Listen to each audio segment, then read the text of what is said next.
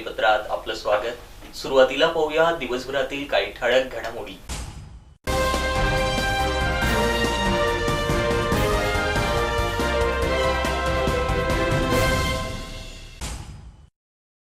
उत्कृष्ट आरास देखावा सादर करणाऱ्या गणेश मंडळांना माता हिंगलाज वृत्तवाहिनी धुळेतर्फे पारितोषिक। राजेंद्र सोनवणेंसह त्यांच्या मुलावर गुन्हा दाखल करावा, भाजपची मागणी। सामाजिक राजकीय कार्याची पावती लक्षात घेत धुळ्यातील दीपक तेले यांची भाजपा युवा मोर्चा महानगर उपाध्यक्षपदी निवड। दिहस्ती कोऑपरेटिव्ह बँकेच्या वर्धापन दिनानिमित्त धुळ्यात भव्य रक्तदान शिबिर संपन्न। विविध भाज्यांच्या दरामुळे सर्वसामान्यांच्या खिशाला बसते कात्री। सनातन धर्मरक्षक अभियानाच्या पार्श्वभूमीवर धुळ्यात व्याख्यान संपन्न। इलेक्ट्रिक मोटार चोरी करणारे 5 अट्टल चोरटे माता हिंगलाज टीव्हीच्या बातम्यांचं थेट प्रसारण आपण यूट्यूबवर देखील पाहू शकता। ट्विटर, फेसबुक, यूट्यूब यावर माता हिंगलाज टीव्हीच्या बातम्यांना लाईक, सबस्क्राईब करायला मात्र विसरू नका। आता पाहूया बातमीपत्र विस्ताराने।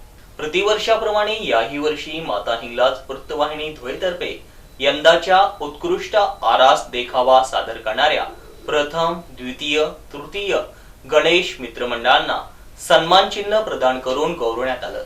हा कार्यक्रम धुळे शहरातील छत्रपती राजश्री शाहू महाराज नाट्य मंदिर धुळे येथे आज सकाळी 10 वाजता पार पडला। कान्हा देशातील लोकप्रिय चॅनल म्हणून सध्या माता हिंगलाज वृत्तवाहिनी धुळेकडे पाहिले जात आहे। माता हिंगलाज वृत्तवाहिनी केवळ बातम्याच नव्हे तर विविध सामाजिक, शैक्षणिक, धार्मिक तथा समाज उपयोगी घडामोडींचा लेखाजोखा जनता दरबारात मांडित आहे। वृत्तवाहिनी एवढ्यावरच न थांबता विविध क्षेत्रातील नामवंत व्यक्तींच्या खास मुलाखती वृत्तवाहिनीच्या माध्यमातून प्रसारित केल्या जात आहे। त्यामुळेच माता हिंगलाज वृत्तवाहिनी धुळेला धुळे, नंदुरबार, जळगाव, शिरपूर, मालेगाव, नाशिक, येवला, मनमाड, वैजापूर आदी मोठ्या शहरांमधील रसिक प्रेक्षकांची पसंती मिळत आहे। समाज प्रबोधनाच्या माध्यमातून वृत्तवाहिनी आज धार्मिक कार्यात असो, सण उत्सवात सहभागी असणाऱ्या कार्यकर्त्यांचा लेखाजोखा प्रसारित करून त्यांचा सन्मान केला जातोय। त्याचाच भाग म्हणून माता हिंगलाज वृत्तवाहिनी धुळेतर्फे दरवर्षी गणेश विसर्जनाच्या पार्श्वभूमीवर शहरातील आग्रा रोडवरील कराचीवाला खुंड शेजारी गणेश विसर्जन सोहळ्याचं लाईव्ह प्रक्षेपण केलं जातं। याही वर्षी देखील 2023 गणेश विसर्जन सोहळ्याचं लाईव्ह प्रक्षेपण केलं गेलं। तसेच विसर्जन सोहळ्यात उत्कृष्ट आरास देखावा सादर करणाऱ्या गणेश मंडळांना पारितोषिक दिलं जातं। त्या पार्श्वभूमीवर आज धुळे शहरातील पारोळा रोडवरील छत्रपती राजश्री शाहू महाराज नाट्य मंदिरात आयोजित पारितोषिक वितरण सोहळ्यात उत्कृष्ट गणेश मंडळांना पारितोषिक देण्यात आलं। यात घरगुती आरास देखावा सादर करणाऱ्या शहरातील प्रतीक घोडके याचाही सत्कार करण्यात आला। तसेच शहरातील जय भवानी मित्रमंडळाने योगीनाथ आदित्यनाथ बुलडोजर बाबा देखावा सादर केला होता, त्यास प्रथम पारितोषिक देण्यात आलं। तसेच धुळे शहरातील अग्रसेन चौक मित्रमंडळाने उत्कृष्ट जगन्नाथ पुरी देखावा सादर केला होता।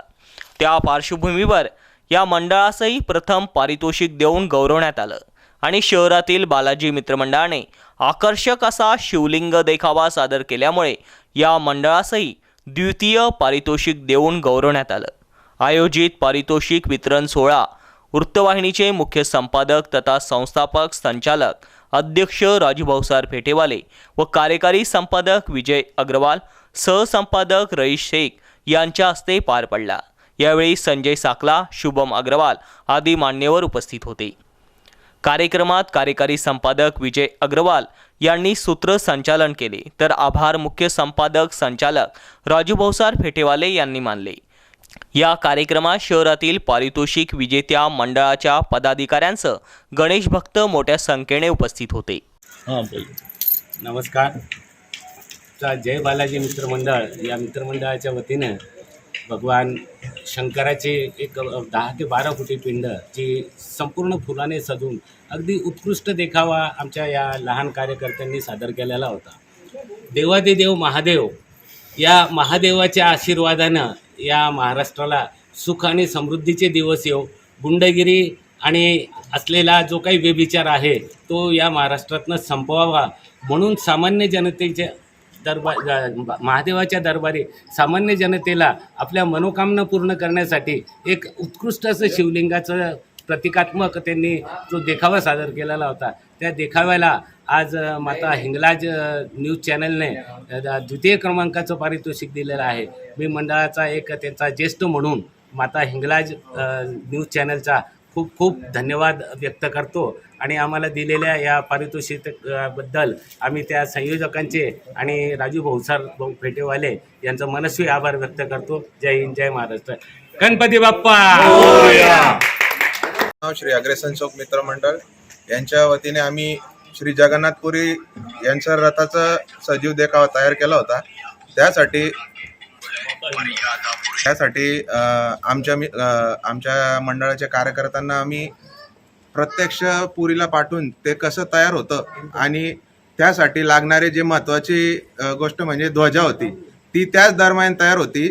जेव्हा तिथं रथ निघतं तर ते त्या मंदिराकडनं आम्ही ते ध्वजा आणली आणि आपल्या धुळ्याच्या नागरिकांना तिथं जाऊन दर्शन करणं हे सोपं नाही आहे. म्हणून आम्ही ते आपल्या धुळ्यात तयार करून सगळ्यांसाठी दर्शनासाठी तयार केले. माझं नाव कृष्णा देवे. हा भाऊ बोला. आम्ही जय भवानी मित्र मंडळाचे सर्व कार्यकर्ते आम्ही यूपीचे मुख्यमंत्री योगी आदित्यनाथ यांचा देखावा सादर केला. देखावा सादर करण्यामागे आमची संकल्पना अशी होती की यूपी या राज्याला जसं सक्षम नेतृत्व लाभलं आणि यूपी राज्यातून जसं गुन्हेगारी प्रवृत्तीचा जसा नाश होत आहे तसंच आपल्या राज्यालाही लाभावं आणि आपल्या राज्यात असलेली किंवा नसलेली ही सर्व प्रवृत्तीचा नाश व्हावा आणि आपल्या राज्याला चांगले दिवस यावेत आणि आलेलेच आहेत आणि यापुढेही यावेत अशी गणपती बाप्पा चरणी प्रार्थना करतो. गणपती बाप्पा मोरया. राजकीय हेतूने प्रेरित योगेश भोकरे वरील गुन्हा रद्द करून शहरातील जोरावली सोसायटीत राहणारे राजेंद्र सोनवणे, जयेश सोनवणे, विशाल सोनवणे यांच्यावर कायदेशीर कारवाई करावी अशी मागणी Bharatiya Janata party धुळेतर्फे upper police अधीक्षक किशोर काळे यांना निवेदन देऊन करण्यात आले आहे.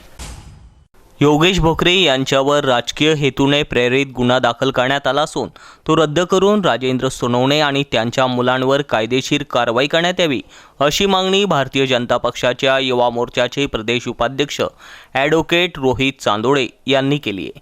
योगेश भोकरे हा हिंदुत्ववादी काम करत असून भारतीय जनता युवा मोर्चाच्या महामंत्री पदावर तो कार्यरत आहे. अयोध्यानगर या भागामध्ये नगरसेवक पदासाठी तो इच्छुक असल्याने त्यांच्यावर खोटे आरोप होत आहे. राजेंद्र सोनवणे, जय सोनवणे, विशाल सोनवणे सर्व राहणार जोरावरली सोसायटी हे गुंडगिरी आणि दहशत पसरवून नागरिकांना त्रास देतात. बेकायदेशीर सावकारी आणि गॅसचा अवैध व्यवसाय करतात. जिमच्या नावाने बॉडी प्रॉडक्ट्स मुलांना फसवून विकतात. त्यांच्या या अवैध कामाला योगेश भोकरे आणि इतरांनी हरकत घेतली. त्यामुळेच योगेश भोकरे व त्यांच्या सहकाऱ्यांविरुद्ध शहर पोलिसात खोटा गुन्हा दाखल करण्यात आला आहे.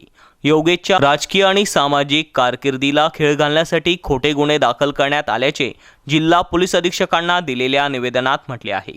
योगेश भोकरे व त्याच्या परिवाराला आणि सहकाऱ्यांच्या जीवितास काही धोका जर झाला तर राजेंद्र सोनवणे, जयेश आणि विशाल सोनवणे हे जबाबदार राहतील असेही रोहित चांदोडे, ओबीसी मोर्चाचे जिल्हाध्यक्ष दिनेश बागुल, प्रदेश उपाध्यक्षा सौ मायादेवी परदेशी यांनी म्हटले आहे.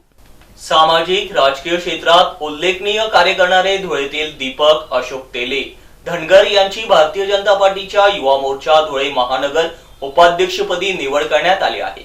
तसे नियुक्तीपत्र माजी आमदार राजवर्धन कदमबांडे व जिल्हाध्यक्ष गजेंद्र अंपळकर यांच्या हस्ते त्यांना प्रदान करण्यात आलं. धुळे शहरातील दीपक तेले यांची आजही सामाजिक राजकीय क्षेत्रात उल्लेखनीय कामगिरी आहे. विशेष बाब म्हणजे तरुणांना एकत्रित करून पक्षाचे संघटन मजबूत करण्याचे काम दीपक तेले यांच्याकडून केले जात आहे. त्या पार्श्वभूमीवर त्यांच्या कार्याची पावती लक्षात घेता पक्षाच्या वरिष्ठांकडून त्यांची युवा मोर्चा धुळे महानगर उपाध्यक्षपदी निवड करण्यात आली आहे. तसे नियुक्तीपत्र त्यांना भाजप कार्यालयात आयोजित कार्यक्रमात देण्यात आले। याप्रसंगी माजी आमदार राजवर्धन कदमबांडे, जिल्हाध्यक्ष गजेंद्र अंपळकर, जिल्हा युवा मोर्चा अध्यक्ष आकाश परदेशी आदी पदाधिकारी उपस्थित होते।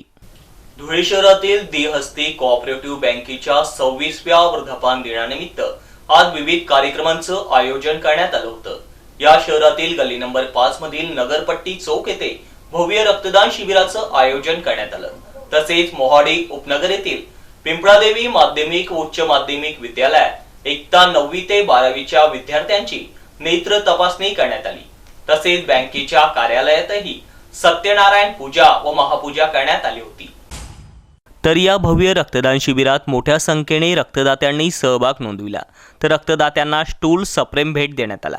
तसेच नेत्र तपासणी शिबिरात देखील विद्यार्थ्यांनी मोठ्या संख्येने सहभाग नोंदविला।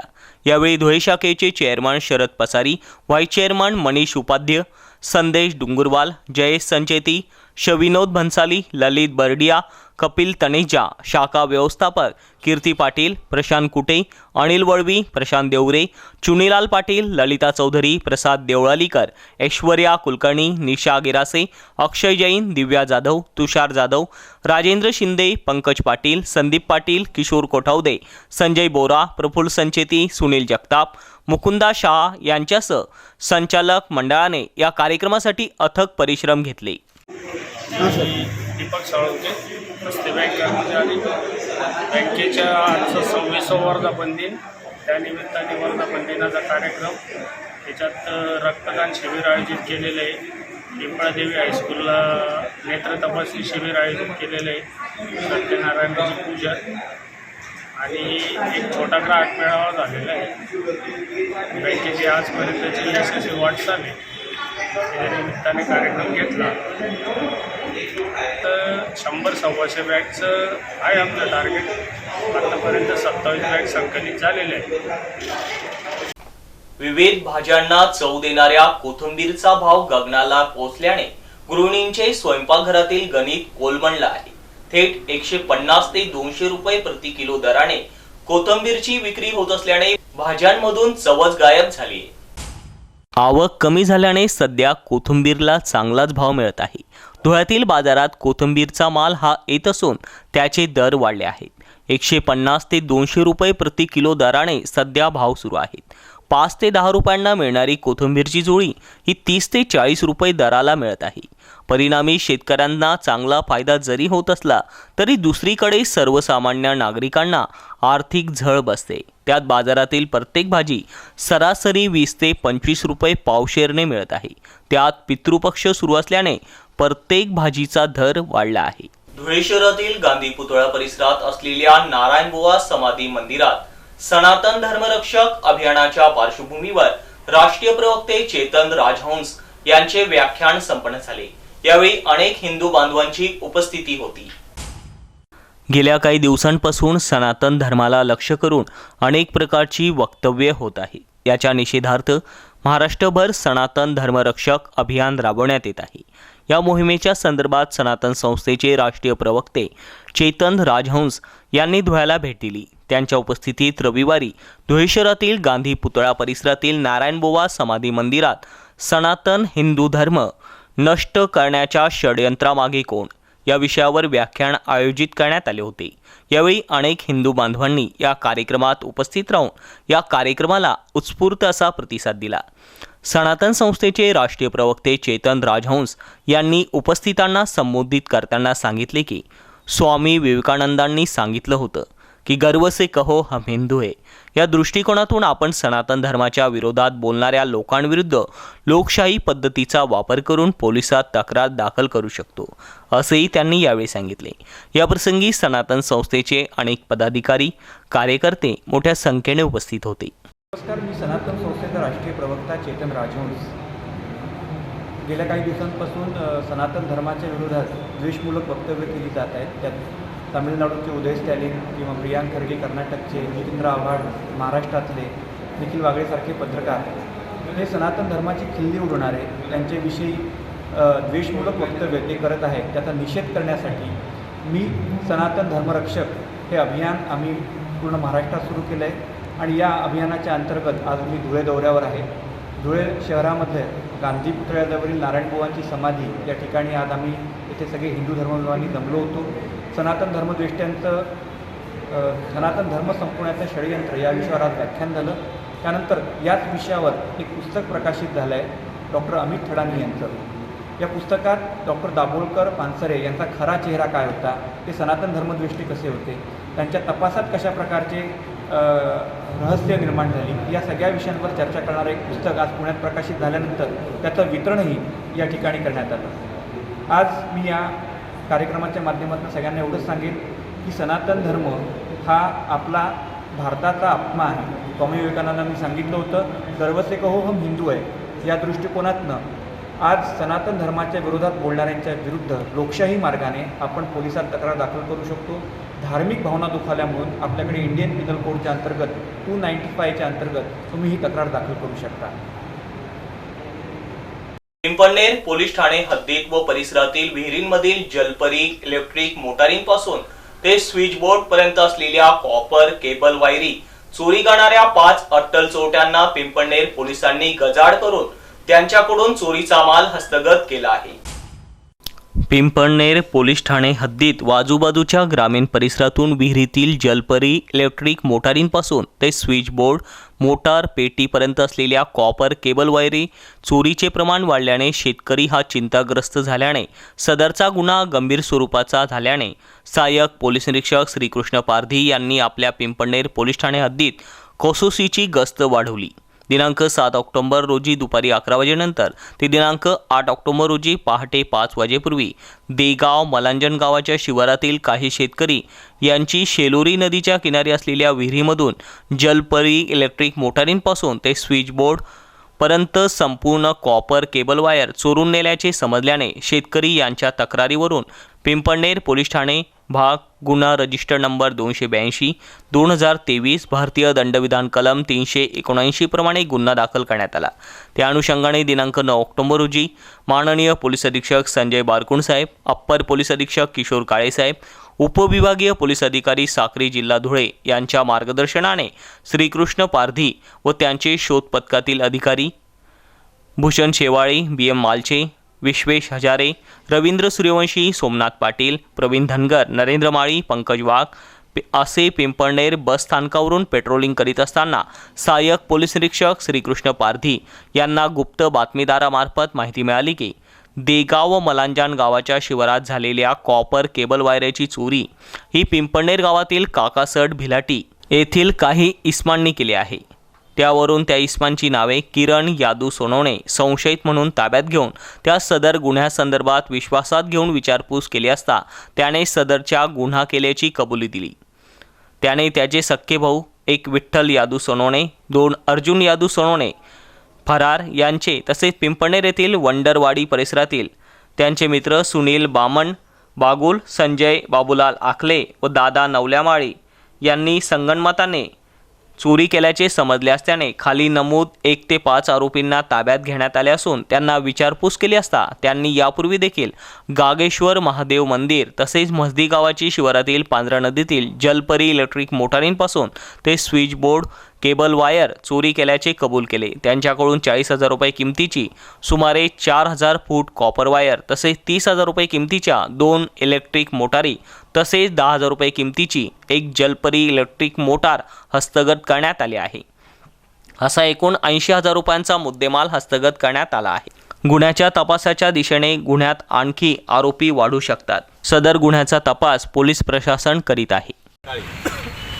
हद्दीमध्ये पेट्रोलिंग चालू असताना काही संशयित लोक आम्हाला मिळून आलेले आहेत. त्या संशयित लोकांकडे त्यांचा मुद्देमाल तपासला असता त्यांच्याकडे काही इलेक्ट्रिकच्या वायर्स मोटर्स मिळून आलेल्या आहेत. त्यामध्ये आरोपींना बारकाईने विचारपूस केली असता आजूबाजूच्या पंचकृषीमधील शेतकऱ्यांच्या इलेक्ट्रिक पाण्याच्या मोटर्सच्या वायर्स त्यांनी चोरलेल्या आहेत.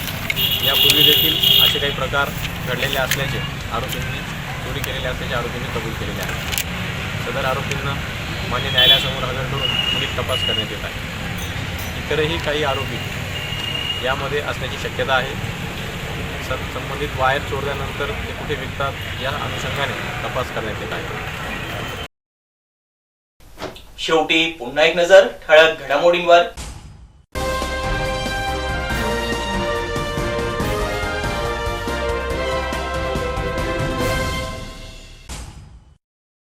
उत्कृष्ट आरास देखावा सादर करणाऱ्या गणेश मंडळांना माता हिंगलाज वृत्तवाहिनी धुळेतर्फे पारितोषिक. राजेंद्र सोनवणेंसह त्यांच्या मुलावर गुन्हा दाखल करावा, भाजपची मागणी. सामाजिक राजकीय कार्याची पावती लक्षात घेत धुळ्यातील दीपक तेले यांची भाजपा युवा मोर्चा महानगर उपाध्यक्षपदी निवड. दिहस्ती कोऑपरेटिव्ह बँकेच्या वर्धापन दिनानिमित्त धुळ्यात भव्य रक्तदान शिबिर संपन्न. विविध भाज्यांच्या दरामुळे सर्वसामान्यांच्या खिशाला बसते कात्री. सनातन धर्मरक्षक अभियानाच्या पार्श्वभूमीवर धुळ्यात व्याख्यान संपन्न. इलेक्ट्रिक मोटार चोरी करणारे 5 अट्टल चोरटे